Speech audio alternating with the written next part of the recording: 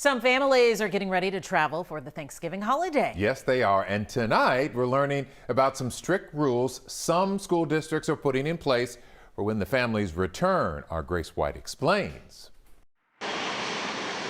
Getting ready for the holidays for some families means getting ready to travel. The biggest thing that we're telling clients right now is be ready for anything. Jeannie Polachek at Well Traveled Texan says travel, because of the pandemic, takes more work. Do you need to be vaccinated to go? If you do not need to be vaccinated, do you have to have a COVID test? Then add if you're traveling with kids, especially internationally, what the school districts require when you get back home.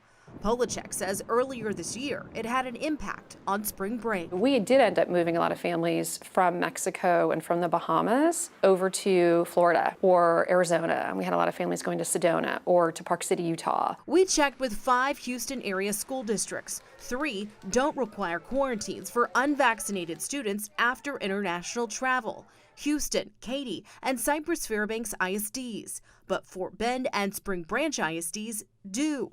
Both of those districts say you can return to campus after 10 days of quarantining without testing or after day 7 with a negative COVID test.